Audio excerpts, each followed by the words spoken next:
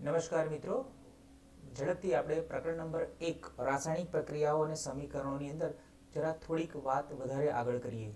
મિત્રો, આપણે જાણીએ છીએ અને આપણે જો જોઈ ગયા છીએ એ મુજબ આપણું આ પ્રકરણ જે છે 70% અભ્યાસક્રમની અંદર કયા કયા મુદ્દા છે અને 30% અભ્યાસક્રમમાંથી રદ કરેલા કયા મુદ્દા છે એવા કેટલાક ઘણા મિત્રોના પ્રશ્નો હતા.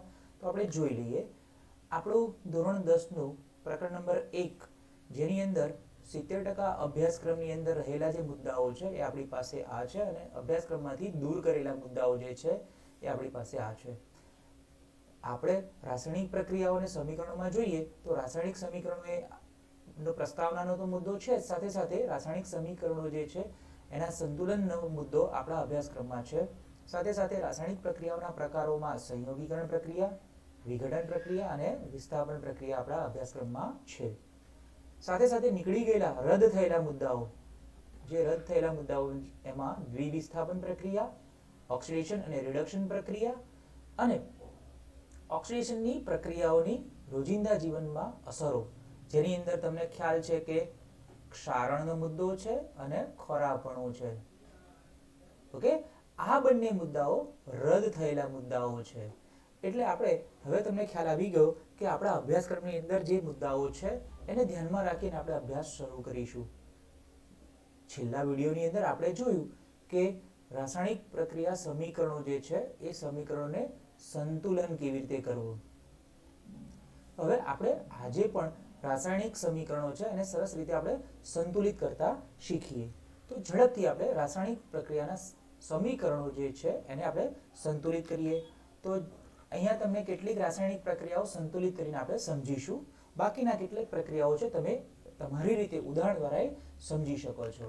તો પહેલી રાસાયણિક પ્રક્રિયા જુઓ, હાઇડ્રોજન અને ક્લોરીન માંથી હાઇડ્રોજન ક્લોરાઇડ. ચલો પહેલું તો આ જે સમીકરણ છે એ સમીકરણની અંદર એમને આપણે અણુ સૂત્રોના સ્વરૂપમાં દર્શાવવું પડશે, રાસાયણિક સૂત્રોના સ્વરૂપમાં દર્શાવવું પડશે. તો બધાને ખ્યાલ છે કે હાઇડ્રોજન એની સંજ્ઞા છે H2, ક્લોરીન એની સંજ્ઞા છે Cl2, એમાંથી હાઇડ્રોજન ક્લોરાઇડ એટલે HCl, જેને બીજા શબ્દોમાં આપણે હાઇડ્રોક્લોરિક એસિડ કહીએ છીએ. ઓકે, તો હવે આપણે આ સમીકરણને બેલેન્સ કરીએ.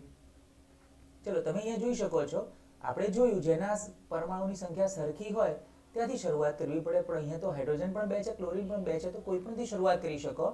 તો પ્રક્રિયકો બાજુ હાઇડ્રોજનના 2 પરમાણુ છે, નિપજ બાજુ હાઇડ્રોજનનો 1 પરમાણુ છે. તો પછી આપણે આને 2 વડે ગુણીશું તો હાઇડ્રોજનના પરમાણુની સંખ્યા પ્રક્રિયક અને નિપજ બાજુ સરખી થાય. હવે ક્લોરીન તમે જુઓ તો ક્લોરીનના પ્રક્રિયક બાજુ 2 પરમાણુ છે, નિપજ બાજુ પણ 2 એકા 2 એટલે 2 પરમાણુ થઈ ગયા. તો આ પ્રક્રિયા સમીકરણ સંતુલિત થઈ ગયું.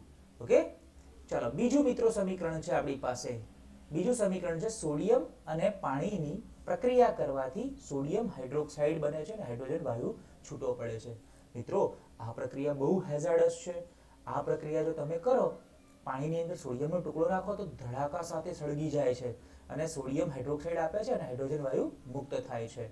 સોડિયમ, તો એની સંજ્ઞા તો આપણને ખ્યાલ છે જ, સોડિયમ Na, અને પાણીની સંજ્ઞા છે H2O. પાણીને આપણે અણુસૂત્ર H2O તરીકે દર્શાવીએ છીએ. સોડિયમ હાઇડ્રોક્સાઇડ NaOH, અને હાઇડ્રોજનની તો બધાને ખ્યાલ છે જ, હાઇડ્રોજન H2. હવે અહીંયા બેલેન્સ કરવાનું છે, પ્રક્રિયા સંતુલન કરવાનું છે. તો સોડિયમ બંને બાજુ જોઈએ કોના પરમાણુની સંખ્યા વધારે છે, તો તમે જોઈ શકો છો કે અહીંયા બધા જ પરમાણુની સંખ્યા જુઓ તો સરખી થાય છે.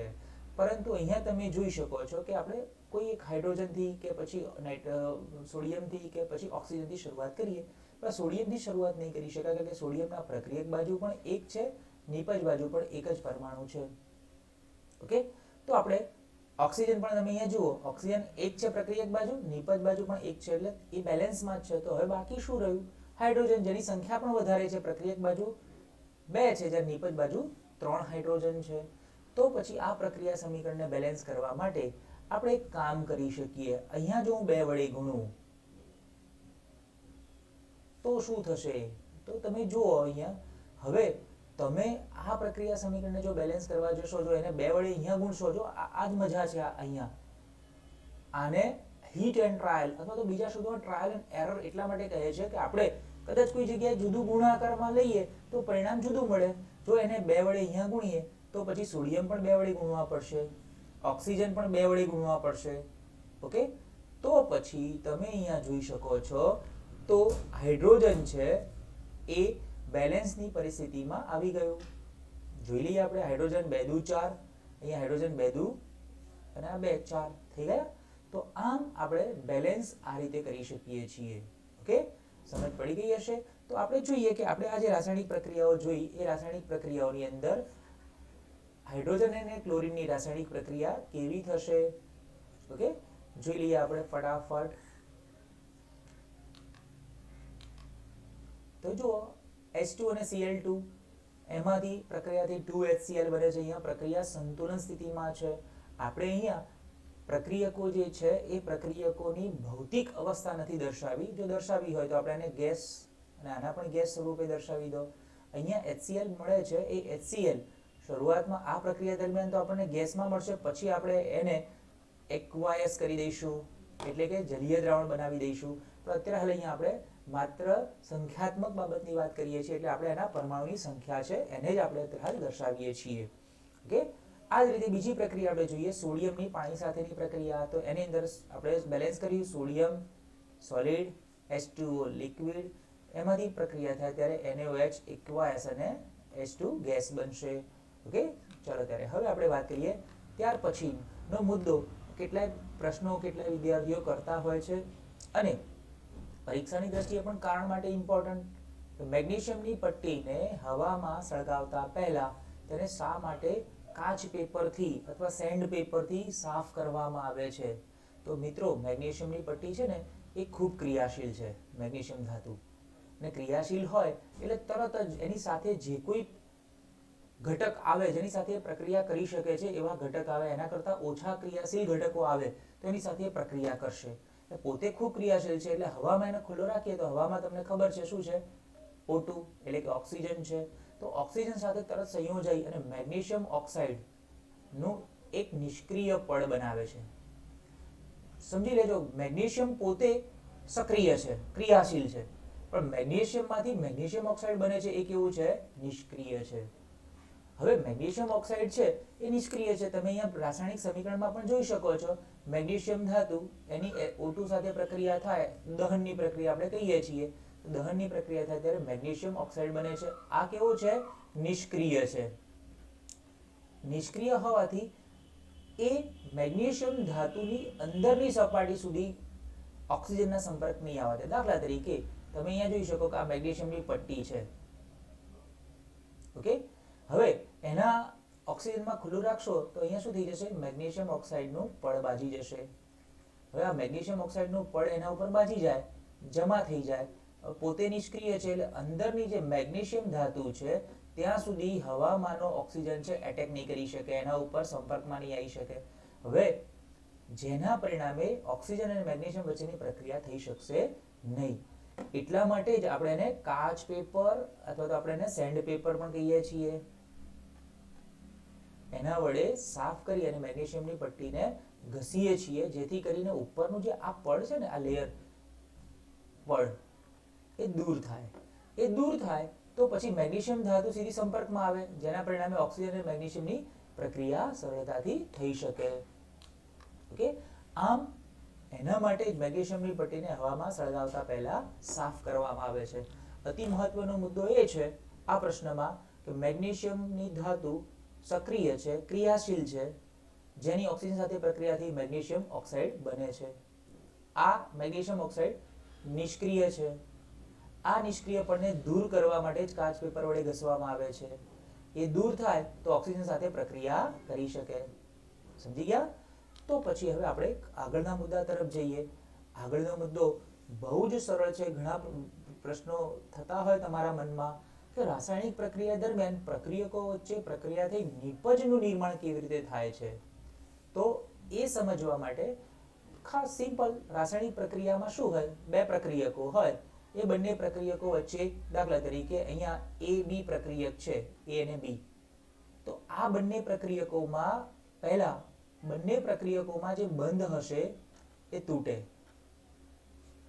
એ પ્રક્રિયકમાં દાખલા તરીકે H2 છે એટલે HH આવો બંધ એની અંદર હોય H2 માં, તો આ બંધ પહેલા તૂટે અને પછી નિપજની અંદર નવા બંધોનું સર્જન થાય. એટલે નિપજ દાખલા તરીકે B તરીકે આપણે લઈએ O2 એટલે કે ઓક્સિજન.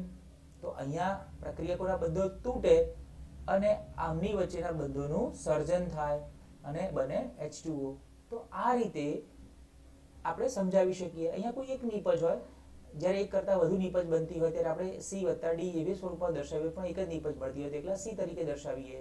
ઓકે, તો આમ રાસાયણિક પ્રક્રિયા દરમિયાન પ્રક્રિયકોમાં રહેલા પરમાણુ વચ્ચેના બંધો તૂટે. ખાસ યાદ રાખજો, પ્રક્રિયકોમાં બંધો તૂટે અને જુદા જુદા પરમાણુ વચ્ચે નવા બંધો સર્જન થાય અને નિપજનું નિર્માણ થાય છે. ઓકે, તમને સમજ પડી ગઈ હશે મિત્રો. તો હવે આપણે એક ઝડપથી જોઈ લઈએ કે આ સિવાય આપણે રાસાયણિક પ્રક્રિયા થાય ત્યારે એની અંદર જે કંઈ નવા બંધો બને છે એ નવા બંધોના પરિણામે આપણને જે પદાર્થ મળે છે, અહીંયા પ્રક્રિયા થઈ અને નિપજ બને છે, તો એ ચોક્કસ કોઈ પ્રક્રિયા થઈને બને. તો એવી જ એક પ્રક્રિયા સંયોગીકરણની પ્રક્રિયા, કોમ્બિનેશન રિએક્શન, એક મોટા પ્રશ્ન તરીકે પણ પૂછાઈ શકે અને નોંધ તરીકે પણ પૂછાઈ શકે અને એમાંથી 1 માર્કથી શરૂ કરી અને તમે 4 માર્ક સુધીના પ્રશ્નો પૂછાઈ શકે. ઓકે, પરંતુ આ ચેપ્ટરમાંથી 4 માર્કનો પ્રશ્ન પૂછવાની શક્યતા બહુ જ ઓછી છે. બહુ જ ઓછી એટલે નહિવત જેવી કહી શકાય. કોઈ સ્પેશિયલ કેસમાં આખું પરિરૂપ બદલી કાઢે કોઈ પરીક્ષક તો થઈ શકે, અન્યથા આ પ્રકરણનું ગુણભાર 4 માર્કનો હોય, એમાં 4 માર્કનો પ્રશ્ન પૂછે તો 1 માર્કનો પ્રશ્ન રહી જાય. એટલે અહીંયા 4 માર્કનો પ્રશ્ન પૂછવાની શક્યતા નહિવત છે.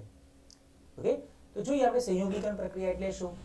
નામ કેવું છે, સંયોગીકરણ પ્રક્રિયા, અંદર અર્થાત જોડાતું હોય. તો આ પ્રક્રિયામાં શું થતું હોય, કોઈ 2 પ્રક્રિયકો હોય કે 3 પ્રક્રિયકો હોય, એ જોડાઈ એમાંથી કોઈ એક નિપજ બનતી હોય એને આપણે સંયોગીકરણ પ્રક્રિયા તરીકે ઓળખીએ છીએ. તો જે રાસાયણિક પ્રક્રિયામાં 2 કે તેથી વધુ પ્રક્રિયકો વચ્ચે પ્રક્રિયા થઈ અને એક નિપજ બનતી હોય એને આપણે સંયોગીકરણની પ્રક્રિયા કહીએ છીએ. ઓકે, તો સંયોગીકરણ પ્રક્રિયાનું સરસ સર્વસામાન્ય ઉદાહરણ કેલ્શિયમ ઓક્સાઇડની પાણી સાથેની પ્રક્રિયા. કેલ્શિયમ ઓક્સાઇડ એટલે CaO, એની H2O સાથેની પ્રક્રિયા એટલે કે પાણી સાથેની પ્રક્રિયા. CaO એટલે કેલ્શિયમ ઓક્સાઇડ, જેને આપણે કળી ચૂનો કે ક્વિક લાઇમ તરીકે ઓળખીએ છીએ. એ બંને વચ્ચેની પ્રક્રિયા થઈ અને કેલ્શિયમ હાઇડ્રોક્સાઇડ બને છે. કેલ્શિયમ હાઇડ્રોક્સાઇડ જેને આપણે ફોડેલો ચૂનો પણ કહીએ છીએ, ચૂનાનું નીતર્યું પાણી પણ કહીએ છીએ, અને બીજો શબ્દ છે લાઇમ વોટર. ઓકે, તો અહીંયા આ પ્રક્રિયા તમે જુઓ તો કેલ્શિયમ ઓક્સાઇડ અને પાણી બંને ભેગા થઈ અને શું બનાવે છે, CaOH ટ્વાઇસ, કેલ્શિયમ હાઇડ્રોક્સાઇડ. યાદ રાખી લેજો અણુસૂત્રો મિત્રો. કેલ્શિયમ ઓક્સાઇડ CaO, કળી ચૂનો, ક્વિક લાઇમ, એની પાણી H2O સાથે પ્રક્રિયા થાય અને કેલ્શિયમ હાઇડ્રોક્સાઇડ બને છે. લાઇમ વોટર, ફોડેલો ચૂનો કે પછી ચૂનાનું નીતર્યું પાણી. તો મિત્રો અહીંયા ખાસ તમારે એ વાતનું ધ્યાન રાખવાનું છે, આ સમીકરણો પણ તમારે અણુસૂત્રો પણ તૈયાર કરવાના છે સમીકરણોની સાથે સાથે. ઉપરોક્ત પ્રક્રિયા આપણે જોઈએ તો આ પ્રક્રિયાની અંદર 2 પ્રક્રિયકો છે, એક કેલ્શિયમ ઓક્સાઇડ અને બીજું પાણી. આ બંને વચ્ચે પ્રક્રિયા થઈ નિપજ બને છે CaOH ટ્વાઇસ, કેલ્શિયમ હાઇડ્રોક્સાઇડ. સાથે સાથે મિત્રો આ પ્રક્રિયા દરમિયાન ઉષ્મા મુક્ત થાય છે. ઉષ્મા ઘણી બધી મુક્ત થાય છે અને આ જે ઉષ્મા છે એ ઉષ્માના કારણે આ જે દ્રાવણ છે ઉકળવા માંડે છે. તમે કદાચ ઘરે ચૂનો ધોળવા માટે લાવ્યા હોય અને પાણીમાં એનું દ્રાવણ બનાવો ત્યારે કદાચ તમે જોયું હોય તો એ પાણી છે જેની અંદર પાણીમાં તમે ચૂનાનો પથ્થર કેલ્શિયમ ઓક્સાઇડ નાખો છો ત્યારે એ ગરમ થવા લાગે છે, ઘણું બધું ગરમ થાય છે, પાણી ઉકળવા લાગે છે. પછી એ પ્રક્રિયા એની બધી ઉષ્મા આપી દે પછી તમે બીજા દિવસે કે થોડા લાંબા સમય પછી એ પાણીને સ્પર્શ કરી શકો, એટલું બધું ગરમ થઈ જાય છે. ઓકે, તો આ પ્રક્રિયા દરમિયાન CaOH ટ્વાઇસ અને ઉષ્મા મુક્ત થાય છે. આ એક સંયોગીકરણ પ્રક્રિયાનું એક સરસ મજાનું ઉદાહરણ છે. ઓકે, સમજ પડી ગઈ સંયોગીકરણ પ્રક્રિયામાં. તો આપણે હવે સંયોગીકરણ પ્રક્રિયા છે એના એક બીજા પ્રકારને જોઈએ, અને એ છે કોલસાનું દહન. એક બીજું ઉદાહરણ છે કોલસાનું દહન. પ્રકારની જોઈએ પણ એનું એક ઉદાહરણ જોઈએ. કોલસાનું દહન અને બીજું પાણીનું નિર્માણ. કોલસાનું દહન કરીએ, કોલસો શું હોય? કાર્બન. એનું દહન કરીએ, દહન શબ્દ આવે એટલે ઓક્સિજન સાથેની પ્રક્રિયા. ત્યારે એમાંથી બનતી નીપજ શું હોય? તો અહીંયા બે પ્રક્રિયકો ભેગા થઈને એક નીપજ બને છે, એટલે આપણે એને સંયોગીકરણની પ્રક્રિયા કહીશું. જોઈએ આપણે કોલસાનું દહન અને પાણીનું નિર્માણ, એ બંને કેવી પ્રક્રિયાઓ છે? સંયોગીકરણની પ્રક્રિયા છે. સિમ્પલ આપણે રાસાયણિક પ્રક્રિયા જોઈ, કોલસો, કાર્બન, સોલિડ, એનું દહન કરીએ ત્યારે એમાંથી કાર્બન ડાયોક્સાઇડ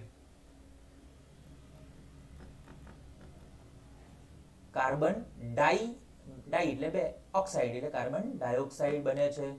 ઓકે, હવે આ જે રાસાયણિક પ્રક્રિયા છે એની અંદર તમે જોઈ શકો છો કે બે પદાર્થોમાંથી નીપજ બને છે એક, અર્થાત બે પદાર્થો ભેગા થાય છે અને એમની વચ્ચેની પ્રક્રિયા, બે પ્રક્રિયકો વચ્ચેની પ્રક્રિયા થઈ અને એક જ નીપજ મળે છે, એટલે આપણે એને સંયોગીકરણની પ્રક્રિયા કહીએ છીએ.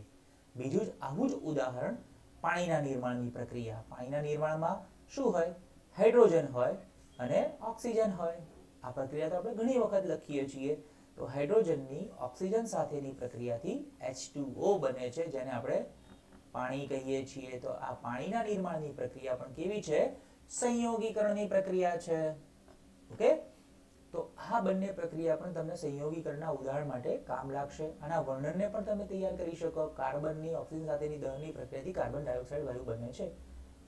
હાઇડ્રોજન અને ઓક્સિજન વાયુ વચ્ચેની રાસાયણિક પ્રક્રિયાથી પાણી H2O નું નિર્માણ થાય છે. સમજ પડી ગઈ છે મિત્રો? તો પછી એક સરસ મજાનો પ્રશ્ન જે અલગ સ્વરૂપે પણ પૂછાય, ઘરની દિવાલોને ધોળવા માટે શું વપરાય? એ પદાર્થ કેવી રીતે બને? તે સમીકરણ દ્વારા સમજાવો. સીધો પ્રશ્ન ન પૂછાય, તમને આ રીતે પણ પ્રશ્ન સંયોગીકરણ પ્રક્રિયાનો પૂછાઈ શકે કે જેની અંદર સંયોગીકરણની પ્રક્રિયાનું ઉદાહરણ આપ્યા પછી તમે આગળ એના ઉપયોગિતા તરફ વધી શકો. ઓકે, તો ઘરની દિવાલ ધોળવા માટે શું વપરાય? તો મિત્રો તમને બધાને ખ્યાલ છે કે ઘરની દિવાલને ધોળવા માટે આપણે ચૂનાના નીતર્યા પાણીનો ઉપયોગ કરીએ છીએ. ચૂનાનું નીતર્યું પાણી એટલે CaOH ટ્વાઇસ, કેલ્શિયમ હાઇડ્રોક્સાઇડનો ઉપયોગ કરીએ છીએ. મોટા ભાગે ઘણા બધા વિદ્યાર્થીઓ એવું કહે છે કે ઘરની દિવાલને ધોળવા માટે આપણે ચૂનાના પથ્થરનો ઉપયોગ કરીએ છીએ. ત્યાં આગળ એમની થોડી ભૂલ થાય છે. ચૂનાના પથ્થરનો નહીં, પણ આપણે શું કરીએ છીએ? ચૂનાના નીતર્યા પાણીનો ઉપયોગ કરીએ છીએ. સીધો ચૂનો તો નથી લગાવી શકાતો. એની રાસાયણિક પ્રક્રિયા આપણે જોઈએ. ચૂનાના પથ્થર, કળી ચૂનો, CaO, એની પાણી સાથેની પ્રક્રિયા થાય ત્યારે એમાંથી કેલ્શિયમ હાઇડ્રોક્સાઇડ, લાઇમ વોટર, ચૂનાનું નીતર્યું પાણી બને છે. ઓકે, આ ચૂનાનું નીતર્યું પાણી છે એ ધોળવા માટે વપરાય. ધોળવા માટે એટલે આપણી દિવાલ ઉપર ચૂનાનું વ્હાઇટ વોશ, રંગકામ કરવા માટે વપરાય છે. ચૂનાનું નીતર્યું પાણી છે એ ઘરની દિવાલને ધોળવા માટે વાપરવામાં આવે છે. હવે આ જે કેલ્શિયમ ઓક્સાઇડ છે મિત્રો, એની એક વિશેષ આગળના સ્ટેપની પ્રક્રિયા થાય છે અને જેના પરિણામે આપણી દિવાલ છે એક સરસ મજાની ચમક હોય, સફેદ ચમક હોય એવી દેખાય છે. એનું કારણ એવું છે કે આ જે કેલ્શિયમ હાઇડ્રોક્સાઇડ છે એને તમે જ્યારે દિવાલ ઉપર લગાવશો ત્યારે તમે કદાચ જો જોયું હોય તો તમને એની ચમક દેખાતી નથી. તમને એવું લાગે કે આવો પ્રવાહી જેવો પદાર્થ ઉપર લગાડી દીધો, કોઈ સરસ કલર તો દેખાતો નથી. પણ તમે એને જ્યારે પાણીનું બાષ્પીભવન થઈ જાય, પાણી નીકળી જાય અને પછી 2-3 દિવસ પછી જો તમે દિવાલ જુઓ તો એની ચમક વધારે દેખાય છે. એનું કારણ એ છે કે આ કેલ્શિયમ હાઇડ્રોક્સાઇડ છે એ હવામાં CO2 હોય. એ CO2 સાથે પ્રક્રિયા કરી અને CaCO3 બનાવે છે, કેલ્શિયમ કાર્બોનેટ. અને આ કેલ્શિયમ કાર્બોનેટ જે છે એના કારણે એ સફેદ રંગની આપણને સરસ દિવાલ બને છે. એટલે આમ દિવાલ જે છે એ દિવાલને ધોળીએ છે ત્યારે હવામાંના CO2 સાથે CaOH ટ્વાઇસની પ્રક્રિયા થઈ અને દિવાલ ઉપર CaCO3 નું પાતળું સ્તર બને છે. અને આ જે પાતળું સ્તર છે જેના પરિણામે આપણે જોઈએ તે દિવાલના ધોળ્યા પછી 2-3 દિવસ પછી એના ઉપર CaCO3 નું નિર્માણ થાય અને દિવાલ ઉપર ચમક આવે. તો આપણે જોઈએ પ્રક્રિયા આવી થતી હોય એમાં CaOH ટ્વાઇસ એટલે કેલ્શિયમ હાઇડ્રોક્સાઇડ, એનું જલીય દ્રાવણ છે લાઇમ વોટર છે, એની કાર્બન ડાયોક્સાઇડ સાથે પ્રક્રિયા થાય, હવામાંના કાર્બન ડાયોક્સાઇડ સાથે પ્રક્રિયા થાય ત્યારે એમાંથી કેલ્શિયમ કાર્બોનેટ CaCO3 બને છે, સ્તર બને છે સોલિડ ફોર્મમાં અને પાણી છૂટું પડે છે. આ પાણી તો આપણે બાષ્પીભવન થઈ જાય. ઓકે, એટલે આ કેલ્શિયમ કાર્બોનેટનું પાતળું સ્તર એ દિવાલ ઉપર ચમક લાવે છે. એટલે તમને આખી આ પ્રક્રિયાનો તમને ખ્યાલ આવી ગયો કે ઘરની દિવાલને ધોવા માટે આપણે જે વાપરીએ છીએ એમાં શું થતું હોય છે. એક પ્રશ્ન અલગ તરીકે તમને આવો પૂછાઈ શકે. ઓકે, સમજ પડી ગઈ હશે કે તમને. તો હવે આપણે વાત કરીએ ઉષ્માક્ષેપક પ્રક્રિયાની. હમણાં જે આપણે આ પ્રક્રિયા જોઈ કે આ પ્રક્રિયા જે છે એ પ્રક્રિયા કેવા પ્રકારની પ્રક્રિયા છે? કેલ્શિયમ ઓક્સાઇડનું પાણી સાથેની પ્રક્રિયા કરીએ ત્યારે કેલ્શિયમ હાઇડ્રોક્સાઇડ ઉત્પન્ન થાય અને સાથે સાથે ઉષ્મા મુક્ત થાય છે. એટલે આ પ્રક્રિયા દરમિયાન શું થાય? ઉષ્મા મુક્ત થાય છે. તો બસ એવી જ પ્રકારની પ્રક્રિયા જેને આપણે ઉષ્માક્ષેપક રાસાયણિક પ્રક્રિયા કહીએ કે જેની અંદર નિપજના નિર્માણની સાથે ઉષ્મા મુક્ત થતી હોય. ઓકે, એને આપણે ઉષ્માક્ષેપક, ઇંગ્લિશમાં એને એક્ઝોથર્મિક રિએક્શન કહેવામાં આવે છે. તો જે રાસાયણિક પ્રક્રિયા દરમિયાન નિપજના નિર્માણ સાથે ઉષ્મા મુક્ત થતી હોય તેવી પ્રક્રિયાને આપણે ઉષ્માક્ષેપક રાસાયણિક પ્રક્રિયા કહીએ છીએ. હમણાં આપણે એનું ઉદાહરણ એક સરસ મજાનું જોયું. સાથે સાથે બીજા કેટલાક ઉદાહરણો જોઈએ આપણે. કુદરતી વાયુનું દહન, CH4 મિથેન જેને આપણે કહીએ, એની ઓક્સિજન સાથેની પ્રક્રિયા O2, ત્યારે એમાંથી કાર્બન ડાયોક્સાઇડ CO2 H2O અને સાથે શક્તિ ઉર્જા છૂટી પડે છે. ઓકે, તમને ક્યાંક કદાચ પ્રશ્ન એવો થાય કે આપણે આ જે પ્રક્રિયા છે એ પ્રક્રિયામાં ઉષ્મા કેટલી ઉત્પન્ન થાય? તો આ પ્રક્રિયા દરમિયાન 45 કિલો કેલરી પ્રતિ ગ્રામ જેટલી ઉર્જા મુક્ત થાય. પણ આપણા માટે અત્યારે એ ઇમ્પોર્ટન્ટ નથી. આપણે જોઈએ મિથેન વાયુનું દહનની પ્રક્રિયા થાય ત્યારે એમાંથી કાર્બન ડાયોક્સાઇડ, પાણી અને સાથે શક્તિ છૂટા પડે છે. બીજું કોલસાનું દહન. કોલસાના દહનની અંદર પણ તમે જુઓ કાર્બન અને ઓક્સિજન સાથેની પ્રક્રિયા થાય અને આપણે દહનની પ્રક્રિયા કહીએ છીએ. કાર્બન ડાયોક્સાઇડ અને ઉષ્મા છૂટા પડે છે. આ એક ઉષ્માક્ષેપક રાસાયણિક પ્રક્રિયાનું ઉદાહરણ છે. વનસ્પતિ દ્રવ્યોનું વિઘટન થાય અને એમાંથી ખાતર બને એ પણ ઉષ્માક્ષેપક પ્રક્રિયા છે. આનો અર્થ એમ થાય કે વનસ્પતિના ડાળી ડાંખા કે પછી વનસ્પતિના અંગો છે કોઈ પણ, એ જ્યારે જમીનમાં ભળે ત્યારે એમાં રહેલા વિઘટકો, જમીનમાં રહેલા વિઘટકો, કેટલાક બેક્ટેરિયા છે એ વિઘટકો તરીકેનું કામ કરે છે, કેટલાક સૂક્ષ્મજીવો છે એ વિઘટકો તરીકેનું કામ કરે છે. આ સૂક્ષ્મજીવો એ વનસ્પતિના દ્રવ્યોનું વિઘટન કરશે. મોટા મોટા સ્વરૂપમાંથી એનો નાના સ્વરૂપમાં એનો ટુકડા કરશે, વિઘટન કરશે. એમાંથી ખાતર બને છે. કાર્બનિક ઘટકો હશે એમાંથી અકાર્બનિક ઘટકોમાં રૂપાંતરણ થશે પછી અને એ ખાતર બને છે. એ પ્રક્રિયા દરમિયાન જે વિઘટનની પ્રક્રિયા છે એ કેવી છે? ઉષ્માક્ષેપક રાસાયણિક પ્રક્રિયા છે. એક બીજું ઉદાહરણ જોઈએ, એના કરતા વિપરીત ઉદાહરણ. મતલબ અત્યાર સુધી આપણે જોયું કે જે રાસાયણિક પ્રક્રિયા દરમિયાન ઉષ્મા ઉત્પન્ન થાય છે એને આપણે ઉષ્માક્ષેપક રાસાયણિક પ્રક્રિયા કહીએ છીએ. એના કરતા એક જુદું ઉદાહરણ જોઈએ. બેરિયમ હાઇડ્રોક્સાઇડની એમોનિયમ ક્લોરાઇડ સાથેની પ્રક્રિયા. બેરિયમ હાઇડ્રોક્સાઇડ એટલે BaOH ટ્વાઇસ. બેરિયમ સંજ્ઞા છે Ba, હાઇડ્રોક્સાઇડ છે OH ટ્વાઇસ. BaOH ટ્વાઇસની એમોનિયમ ક્લોરાઇડ એટલે NH4Cl. બંને વચ્ચેની પ્રક્રિયા જોઈએ તો એમાંથી બનશે શું? તો બેરિયમ છે ક્લોરીન સાથે જોડાશે BaCl2 અને એમોનિયા વાયુ છૂટો પડશે અને પાણીનો અણુ છૂટો પડશે.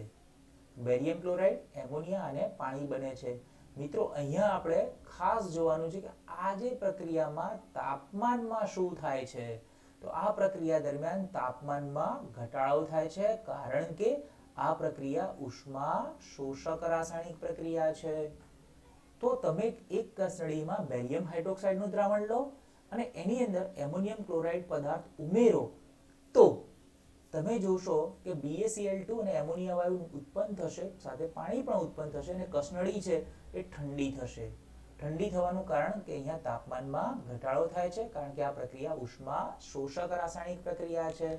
ઓકે, તમારે ખાસ જોવાનું છે. તમે શીખી ગયા ઉષ્મા ક્ષેપક રાસાયણિક પ્રક્રિયા અને બીજું શીખ્યા ઉષ્મા શોષક રાસાયણિક પ્રક્રિયા. તફાવતની દ્રષ્ટિએ પણ તમારે જોવાનું છે. તો ઉષ્મા ક્ષેપક રાસાયણિક પ્રક્રિયામાં શું હોય? જે પ્રક્રિયા દરમિયાન તાપમાનમાં વધારો થાય તેને આપણે ઉષ્મા ક્ષેપક રાસાયણિક પ્રક્રિયા કહીએ છીએ. ઉષ્મા શોષકમાં શું થાય કે જે રાસાયણિક પ્રક્રિયા દરમિયાન તાપમાનમાં ઘટાડો થાય, ઓકે, તો તેને આપણે ઉષ્મા શોષક રાસાયણિક પ્રક્રિયા કહીએ છીએ. એક સરસ મજાનું ઉદાહરણ આપણે જોયું, કોલસાનું દહનની પ્રક્રિયા છે એ ઉષ્મા શોષક પ્રક્રિયા છે. શક્તિ અથવા તો આપણે અહીંયા ઉષ્મા શબ્દ કહીએ. અને BaOH બેરિયમ હાઇડ્રોક્સાઇડની NH4Cl સાથેની પ્રક્રિયા થાય ત્યારે BaCl2 NH3 H2O બને છે. સાથે અહીંયા ઉષ્મા શોષાય છે. આ એક તફાવતના સ્વરૂપનો પ્રશ્ન પણ તમને આ રીતે પૂછાઈ શકે. સમજી ગયા તમે? તો હવે આપણે આગળ વાત કરીએ. આવી જ એક ઉષ્મા ક્ષેપક રાસાયણિક પ્રક્રિયા જેને આપણે શ્વસનથી ઓળખીએ છીએ. શ્વસન એટલે મિત્રો શ્વાસોશ્વાસ નહીં, શ્વાસ અંદર લેવો અને શ્વાસ બહાર કાઢવો એ પ્રક્રિયા નહીં, પણ શ્વસન એટલે આપણા કોષોની અંદર જે શક્તિ મળે છે, શક્તિ છૂટી પડે છે કોષોમાં, એ રાસાયણિક પ્રક્રિયા જેને આપણે કોષીય શ્વસન તરીકે ઓળખીએ છીએ એની વાત કરીએ.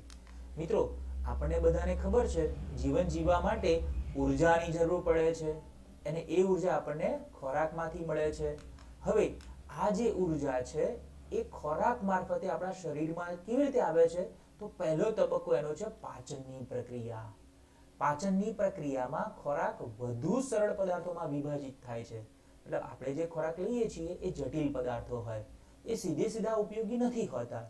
પહેલા એનું સરળ પદાર્થોમાં વિભાજન થાય અને ત્યાર પછી એમાંથી આપણને સરળ સ્વરૂપના પદાર્થો મળે એટલે એનું પાચન આપણે કરી શકીએ છીએ અને એમાંથી આપણને ઉર્જા મળે છે. ભાત, બટાકા અને બ્રેડમાં કાર્બોહાઈડ્રેટ હોય. કાર્બોહાઈડ્રેટને બીજા શબ્દોમાં કાર્બોદિત કહેવામાં આવે છે. હવે આ કાર્બોદિત પદાર્થો છે એનું વિઘટન થઈ અને ગ્લુકોઝ મળે છે. આ જે ગ્લુકોઝ છે એનું દહન કોષમાં થતું હોય છે અને એમાંથી આપણને શક્તિ મળે છે. તો તમને કાર્બોદિત શેમાંથી મળે? ભાત, બટાકા અને બ્રેડમાંથી મળે. અને આ જે કાર્બોદિત પદાર્થોમાંથી એનું વિઘટન થતું જાય, વિઘટન થઈ અને પછી છેલ્લી નીપજ મળે ગ્લુકોઝ. અને એ ગ્લુકોઝ આપણા શરીરમાં રુધિર જે હોય એમાં ભળે અને એના મારફતે ક્યાં પહોંચે? કોષો સુધી પહોંચે. કોષોમાં શું થાય? શ્વસન. અને એમાંથી આપણને ઉર્જા, શક્તિ મળે છે.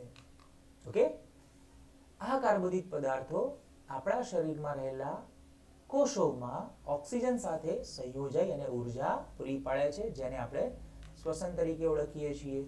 શ્વસન દરમિયાન ઉર્જા મુક્ત થતી હોવાથી આપણે એને ઉષ્મા ક્ષેપક પ્રક્રિયા તરીકે ઓળખીએ છીએ. અહીંયા ઉષ્મા મુક્ત થાય છે મિત્રો, ઉર્જા મુક્ત થાય છે, જેના પરિણામે આપણે ઉષ્મા ક્ષેપક પ્રક્રિયા કહીએ છીએ. તમને એવું થાય કે આપણા શરીરમાંથી ઉર્જા, ઉષ્મા નીકળે છે, તો બિલકુલ તમને ખ્યાલ હશે કે આપણા શરીરની અંદર જે કઈ ઉર્જા છે આપણે અનુભવ પણ કરીએ છીએ, પણ આ પ્રક્રિયા બહુ ધીમી હોય એટલે તમે એને પ્રત્યક્ષ સીધો અનુભવ ના કરી શકો. દાખલા તરીકે તાપણી કોઈ જગ્યાએ થતી હોય, તમે આમ હાથ તાપણીની નજીક લઈ જાઓ, કોઈ આગની નજીક લઈ જાઓ તો તરત તમને ગરમ લાગે છે, કારણ કે એ વખતે તાપમાનનો ફેરફાર બહુ ઝડપી થતો હોય છે. જ્યારે આપણા શરીરમાં આ શ્વસનની પ્રક્રિયાનો દર ધીમો હોય છે, તરત જ આપણે એ તાપમાન, અને બહુ એનું પ્રમાણ ઓછું હોય છે. શ્વસન તો સતત ચાલતી પ્રક્રિયા છે, પણ એનું પ્રમાણ છે, ઉષ્માનું પ્રમાણ, એ આપણે ઝડપથી ફેરફાર ન કરી શકે એવું હોય છે. એટલે આપણે એનો તાપમાનનો જે ફેરફાર છે એ આપણે સહન કરી શકીએ છીએ. તમને ખ્યાલ છે કે શરીરના દરેક કોષો કામ કરે છે, દરેકે દરેક ઉર્જા વાપરે છે, અને એટલા માટે આપણે એમ કહી શકીએ કે અહીંયા જે ઉર્જા મુક્ત થાય છે એટલા માટે શ્વસનની પ્રક્રિયા કેવી છે? ઉષ્મા ક્ષેપક રાસાયણિક પ્રક્રિયા છે. રાસાયણિક સમીકરણને પણ જોઈ લઈએ. તો આ જે સમીકરણ છે, ઘણા વિદ્યાર્થી મિત્રોનો પ્રશ્ન હોય છે કે આ સમીકરણ શેનું છે? તો આ સમીકરણ છે મિત્રો ગ્લુકોઝ. ગ્લુકોઝ C6H12O6 ની પ્રક્રિયા ઓક્સિજન સાથે પ્રક્રિયા થાય ત્યારે કોષીય શ્વસન થાય છે અને કોષીય શ્વસનની પ્રક્રિયા ક્યાં થાય છે તમને બધાને ખબર છે કે આપણે આ શ્વસનની પ્રક્રિયા ક્યાં થતી હોય કણાભ સૂત્રમાં, જેને કોષનું શક્તિઘર પાવર હાઉસ કહીએ છીએ ને, કણાભ સૂત્રમાં આ ગ્લુકોઝનું દહન થાય જેને શ્વસન કહીએ, જેમાંથી કાર્બન ડાયોક્સાઇડ બને છે, પાણી છૂટું પડે છે, સાથે ઉર્જા મુક્ત થાય છે. ઓકે, ગ્લુકોઝનું દહન થઈ કાર્બન ડાયોક્સાઇડ, પાણી અને ઉર્જા મુક્ત થાય છે.